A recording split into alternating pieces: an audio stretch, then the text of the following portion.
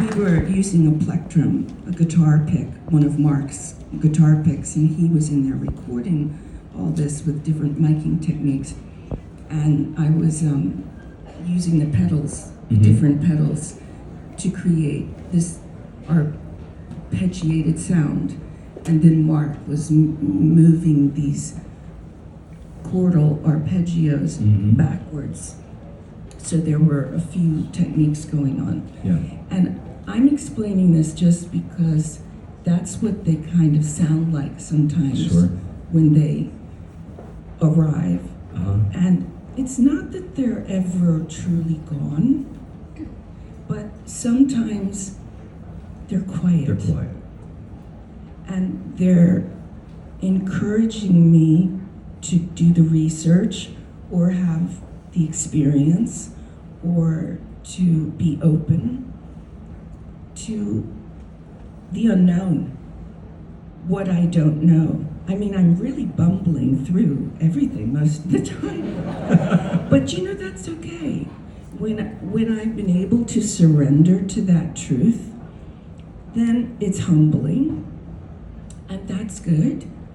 But it's also an understanding that I'm in collaboration with everything and everyone every day.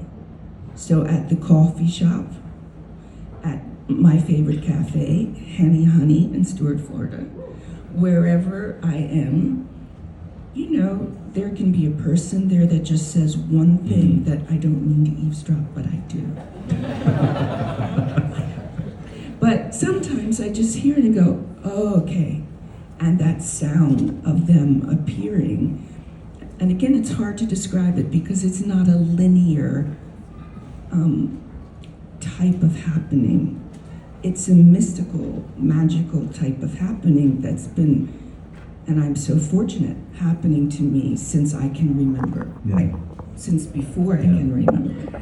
Is this the first time that you are actually seeing these women in actuality, on paper? On paper, yes. And what does that feel like? It feels like a realization that I've seen them as energy forces. And then working with the amazing Demelza Houghton, who is the illustrator on the book. Just incredible.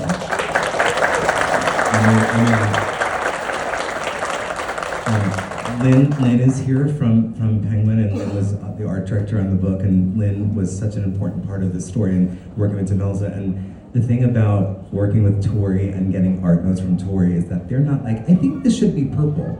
They are Tori Amos's art notes, and they are brilliant, and they are like kind of funny, and you're like, now I'm like into a story suddenly. And Demelza just understood you in a way that I think, I'm looking at Lynn, I think that we were shocked that the connection just happened so beautifully, which to me means the Muses were part of that as well. Yeah, well, it was wild how she was so open, Demelza. She was truly open and accepted my notes, which we got into a lot of detail about where they originated from, Mesopotamia, where they were, the galaxy for one of them, two from the animal kingdom. You know, it was really quite an involved process. And Tori would say, I think she would wear these shoes, and then we'd get 4 photos of a pair of shoes. It's like, oh my God, okay. She sure is gonna wear those shoes. I wanna wear those shoes. So seeing them, you know, on in front of you, seeing them come to life, really, in front of you, does it feel like, I don't want to put words in your mouth here truly, but does it feel like a page has turned in your relationship with them, that it's deeper, that it's different? Well, again, having seen them on the page now, it's evolving. It truly is.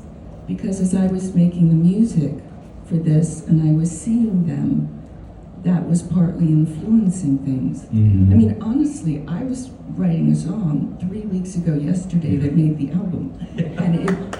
And the words, divorce,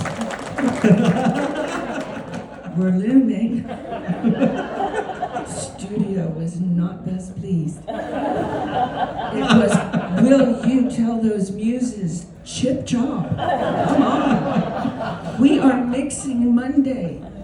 Wife, mixing. And I'm like, what? But it's not coming. And so I went into the Busendorfer, and where I usually don't write, but where I record.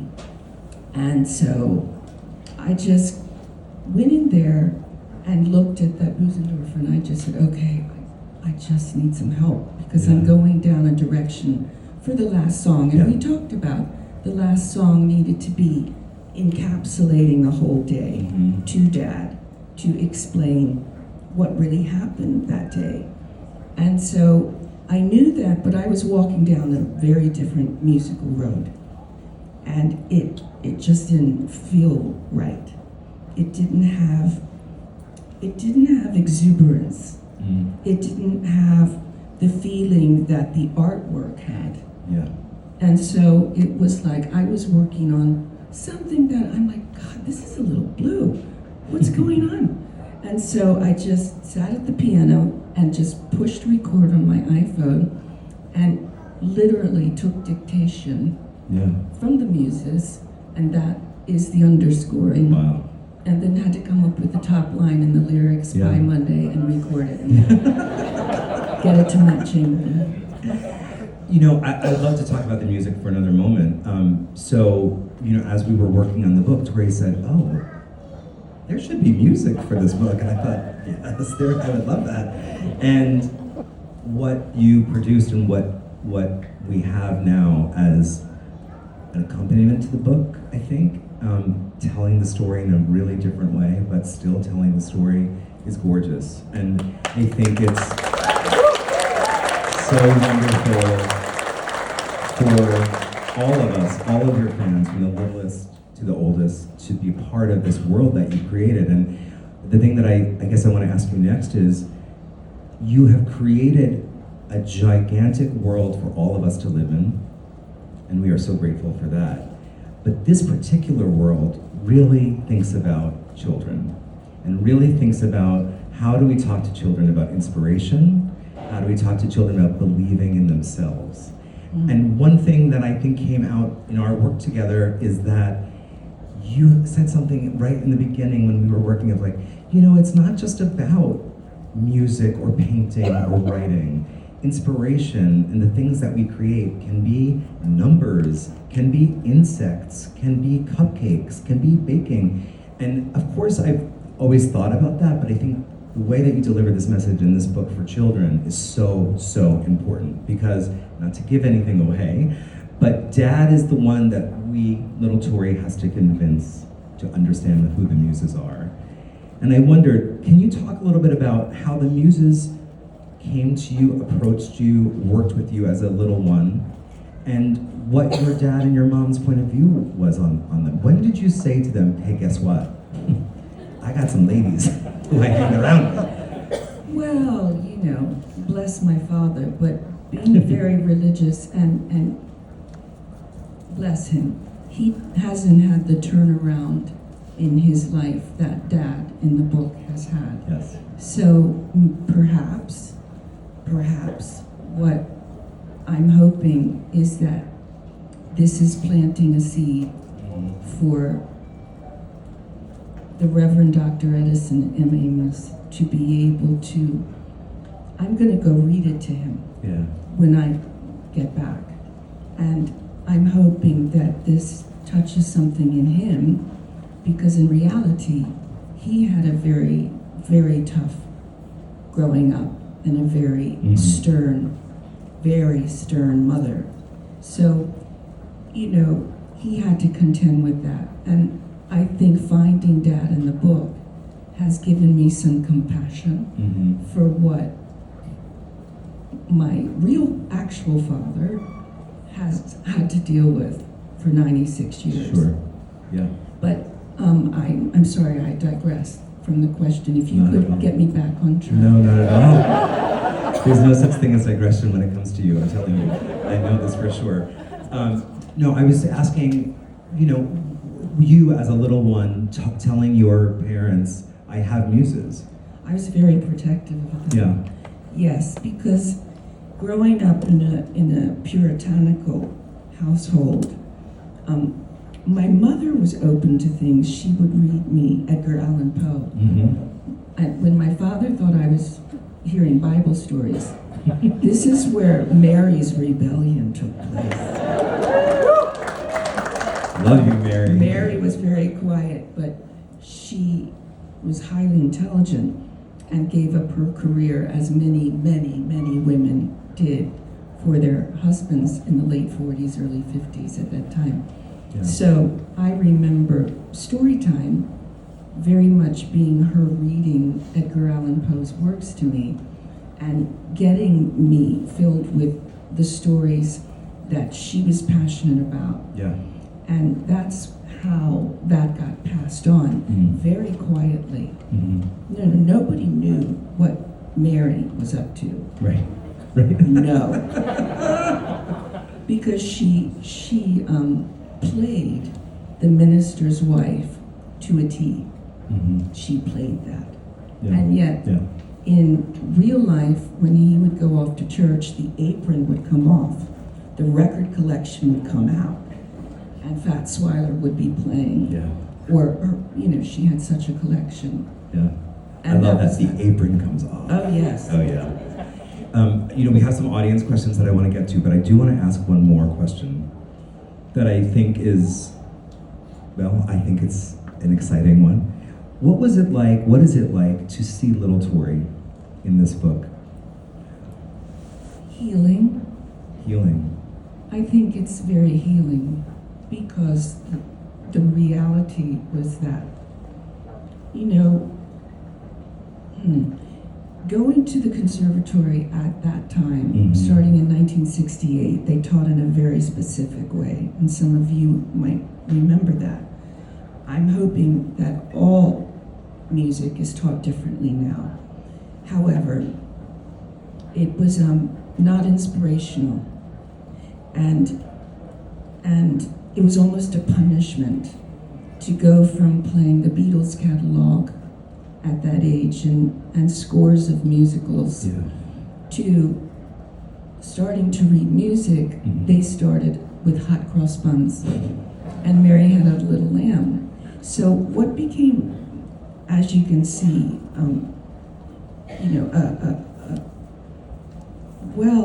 again, demoralizing.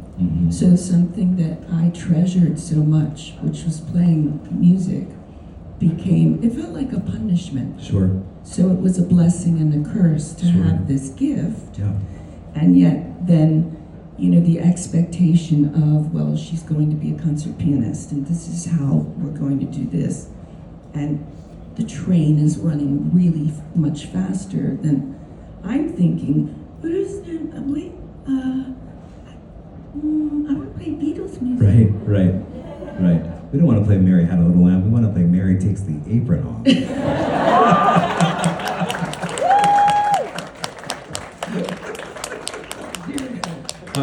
So we were lucky enough to get so many audience questions, and we can only choose a few, obviously, but we chose someone I think that really represented a lot of the questions. So I'm going to get into some of those, if that's okay. So this is the first one, and I think I just love it. This comes from Cody G. What is your advice for moms of young girls to do to nurture their talents? Well, the key is in your question, right? One word: nurture. Not all parents nurture their children. There are some moms and dads who can be Mama Rose, who can be more stage parents that want the success they say for their child, but I believe their shadow self is speaking, and they really want it for them because they haven't fulfilled what they want to do. And I'm encouraging moms and dads, it's never too late to fulfill something you want to do. Whether that's, a friend of mine has not just started, but he has a place in Brooklyn filled with a plant garden inside. It is the most beautiful thing. And he just started this, I think, a couple years ago. Yeah. And he's in his 40s. So it's never too late, I believe, to start allowing yourself to explore. And if you allow yourself that freedom, then you will nurture instead of control and lie to yourself and tell yourself, oh no, I'm sending my child off into sports for them because they love it. It's like, no, I wanted to be in the sport or into sports.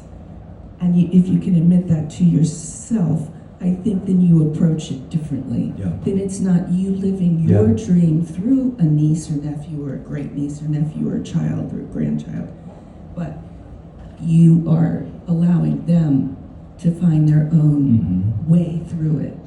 You know, that's a beautiful answer, and it's funny because my final question, so I'm going to do that now weirdly, was that, like, what do you hope that families and the readers of this book take away from this book? And I feel like you've just told us that it is about nurturing. It's about nurturing one another, it's about nurturing what's happening inside of one another, and what that expression looks like. Yes. I love the plans. Okay, Elizabeth D. asks, what was your favorite book when you were a child? Lord of the Rings. Yes. Wow, yeah. I love that. Have you read it more than once? Yes. Yeah. Yeah. But I found a new series that was written, I think, in the late 60s, early 70s, called The Dark is Rising. This is pre-Harry Potter, which my daughter grew up with, so Sure. we grew up with that. That's her age. And yet The Dark is Rising precedes that, and I would encourage everybody, if you haven't read that, it's not as complex as Lord of the Rings. I mean, what is? But it's so enjoyable. Yeah. Okay, next one. Esther R. What is the best advice you've ever received? Well, I've received a lot of good advice through the years, but some of the best advice I received was from my great niece. Her name is Savvy, and she's 6 now. But before I played the Palladium, the 2 nights in 2022, which was the beginning of the Ocean to Ocean tour, and I don't know if I think this is true, but I've never played London first, or New York, or LA first as my opening show. We always have. It's not a warm-up gig, but in our industry we call it that, just so if you fall on your face. In the old days, everybody didn't have their camera out. So, you know, if you fell off your face in Pittsburgh, it wouldn't be That's as, the you know. name of your next book. I should say on your face, not off your face. Off your face. On Your Face in Pittsburgh by Tori Amos. Love it. So, London Yeah. was, and I was told just because of the pandemic and what was happening, we would have to do London first. We would have done Europe first, but Europe was only half capacity. Some of you may have remembered. So it was impossible. It was a non-starter. So therefore, the UK started with London, and I was just thinking to myself, oh no, not this one. And I got a message, a video message, I think she was 3 at the time, and she just told me, it's okay to be nervous, T-Bird. You can sing. It's okay. You'll be fine. Yeah. I love that. Wow, how old is she? 3? She was 3. There's a lot of discussion about Savvy while we worked on this book too. A lot of words. Yes. A lot of words that Savvy uses. Savvy and I speak mermaid language Yes. together. That's what we do. And that's how Mermaid Muse Speaks was inspired by the world that Savvy has been bringing into over the last, what, Kelsey? Since 4 years, since she was 2, I'd say. That's Savvy's aunt, right there. There's Kelsey. Tori, And Aaron. Hi, Aaron. Tori, I was tempted to say to you, let's do a Mermaid Muse Speak sing-along.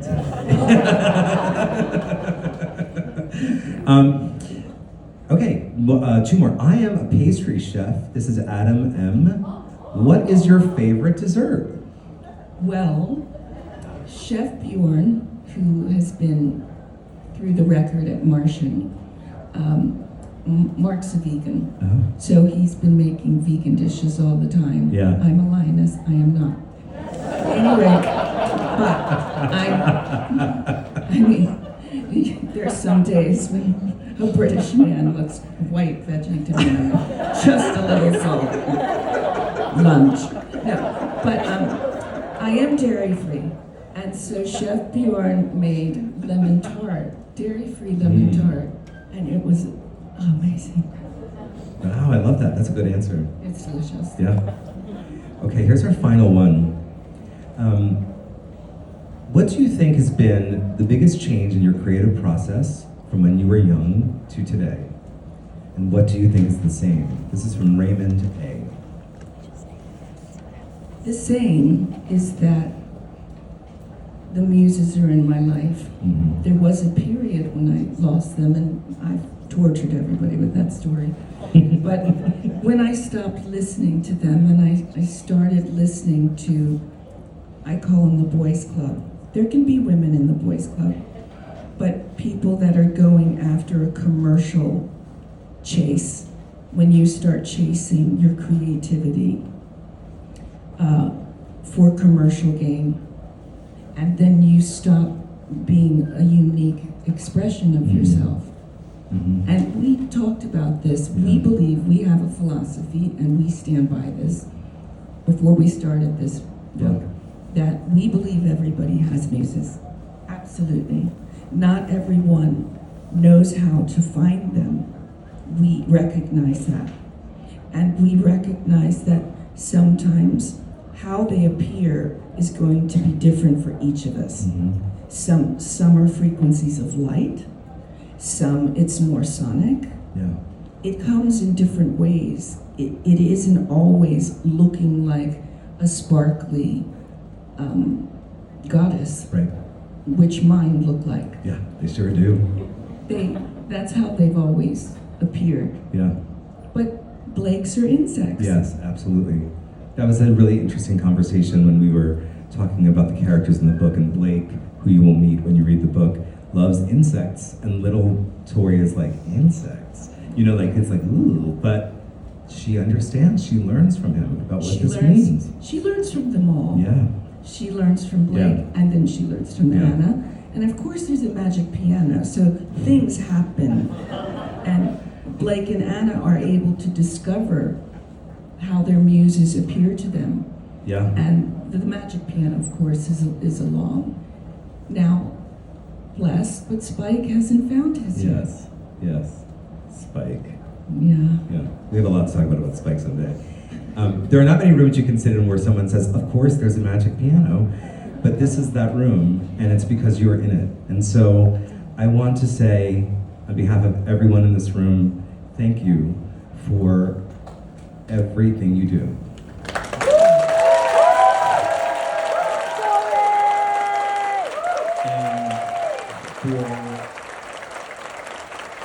And for being a voice that has carried us through a lot of stuff. Well, I want to thank everybody in this room too, and those not in this room, that you all inspire me and challenge. And I appreciate that. No, because it gets me thinking. It gets me thinking. I welcome it. I mean, you know, I do. I really do. We all need to be, I think, encouraged to think in different ways. It doesn't have to be confrontational. It doesn't have to be, Tori. But it can be, I didn't really get what, you know, and then the conversation begins. And I think, especially during these times, and we talked about this is not a forum for anything scary out there happening. what this is to encourage, hold on. Yeah. We have to hold on to our spirituality, to each other, to our soul's purpose, to our calling. And that calling can change. It can change on the hour. And some of us are called in different ways to serve right now. And we have to respect each other's calling. Not everyone is being called to write towards the scary out there. Yeah. Other people are being called to bake, to grow plants, to give healing in different ways. But we have to hold on. We have to hold on. Thank you so much. Ladies and gentlemen, friends, the incomparable Tori Amos.